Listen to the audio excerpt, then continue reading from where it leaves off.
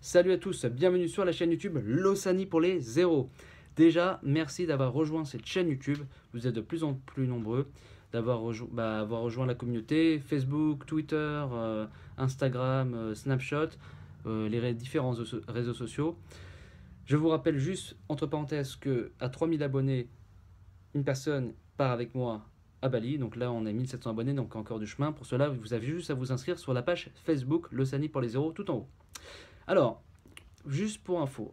Alors moi j'ai 30 ans, je vais partir donc en visa vacances travail Australie numéro 2 dans quelques jours, donc le 21 mars 2016 plus précisément, vous le savez maintenant mieux que moi.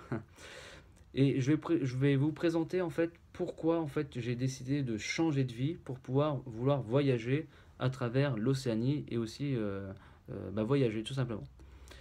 Il faut savoir que vous posez sûrement la question, j'en ai un peu marre de mon quotidien, j'ai envie de voir autre chose, j'ai envie de découvrir une nouvelle culture. Tout cela, vous posez toujours la même question. C'est normal, vous êtes dans une routine, vous avez l'impression de stagner, et du coup, vous avez envie de passer le cap. Sauf que passer le cap, c'est pas toujours facile. Ça demande des sacrifices souvent financiers. Par exemple, payer des loyers, vous devez donc rendre votre bail, vous avez sûrement aussi des engagements en France, des crédits, et tout cela, ça complique les choses. Bien sûr, c'est pas évident. Après, rassurez-vous, avec un minimum d'organisation, un minimum d'argent, vous pouvez le faire, rassurez-vous. Il y a plusieurs dizaines de milliers de personnes qui partent chaque année en visa vacances-travail, dont 25 000 en Australie, qui est un des plus gros spots au monde. Hein. C'est la destination phare aujourd'hui sur l'Australie. Et en Nouvelle-Zélande avec 5 000 personnes. Et il y a plus de 2,5 millions d'expatriés à travers le monde. Et Londres, qui est la deuxième plus grande ville française. Et vous voyez, il y a beaucoup d'étrangers, enfin beaucoup de Français qui vivent à l'étranger. Tout simplement, c'est pas que ces Français en ont marre de la France. C'est juste c'est des Français qui ont envie de découvrir une nouvelle culture ou qui veulent tout simplement monter un business à l'étranger. Tout simplement parce qu'en France, on paye beaucoup de taxes, c'est compliqué. Moi-même, je suis imposé à 22% lorsque je fais des petites rémunérations sur mon blog, et du coup, ça complique les choses.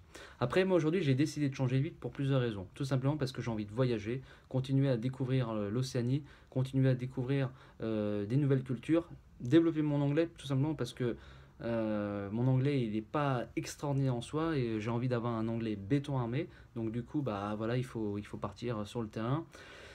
Et après, tout simplement, maintenant, j'arrive à une charnière il y a la trentaine d'années, et du coup, j'ai envie de continuer ce projet, de voyager, de partager mon expérience, et de développer bien sûr aussi mon projet, et voilà, de développer de plus en plus. Donc c'est surtout ça le challenge. Après, j'ai surtout voulu changer de vie, tout simplement parce qu'aujourd'hui à Paris, il y a quand même une atmosphère un peu pesante, même si Paris est une des plus belles villes du monde, ça j'en suis sûr, il n'y a aucun problème. C'est juste que j'aimerais beaucoup vivre au bord de la mer ou au bord de la montagne, un peu plus nature. À Paris, c'est un peu trop bétonné, il y a trop de monde, 2,5 millions de personnes, c'est un peu pesant au quotidien. Je pense que Paris, c'est bien pour y vivre quand tu as beaucoup d'argent ou que tu habites un peu genre au périphérie. Mais quand tu habites dans Paris même, c'est vrai que c'est très stressant. J'ai roulé sur les 6 derniers mois en vélo et c'est vrai que c'est un peu chaud. Donc voilà. Donc après, vous êtes sûrement derrière cette caméra à vous dire j'ai envie de partir, j'ai envie de faire le pas, faites-le, vraiment, c'est pas extrêmement complexe. Il y a des gens qui ont dans des scénarios très compliqués, ils l'ont fait, de tout quitter avec des crédits, etc. Le plus important, c'est de se sentir bien au quotidien et d'aimer votre vie. Donc après, il y a des gens qui se sentent très bien dans les grandes villes, d'autres dans des petits patelins, au bord de la mer, au bord de la montagne, au milieu de nulle part. Je pense qu'il faut vraiment trouver un équilibre. Et je pense que c'est à une trentaine d'années où j'ai commencé à mieux me connaître et à vouloir ce que je veux. Donc moi, tout simplement, c'est voyager et surtout m'installer à un endroit avec un peu plus de soleil et au bord de la mer, tout simplement. À Paris, c'est un petit peu trop, il y a un peu trop le temps est un peu trop gris et il y a un peu trop de monde, voilà. Donc voilà pourquoi je veux changer de vie et tout simplement me lever chaque matin avec le sourire et avec des gens qui sont beaucoup plus ouverts. C'est vrai qu'à Paris, quand on prend les transports, je ne sais pas si vous avez testé les transports en commun à Paris, c'est un peu l'horreur, les gens sont toujours, sont jamais bien souriants, et du coup c'est vachement contraignant, on n'a pas envie de se lever le matin. Bon, en tout cas, j'espère que cette vidéo vous a plu. Voilà, cette vidéo, c'était vraiment le sujet était le suivant. Pourquoi j'ai changé de vie? J'espère que je vous ai un peu éclairé. Vous aussi, derrière votre caméra, vous avez sûrement envie de le faire. Faites-le jusqu'au bout. Il n'y a pas d'âge. Hein. Il y a des gens qui viennent à Marignon qui ont 40 ans, hein, qui peuvent le faire. Il faut tout simplement avoir un budget, avoir un mental, et tout simplement être organisé. Et vous pouvez le faire, il n'y a aucun problème. Vous pouvez vous installer n'importe où dans le monde entier.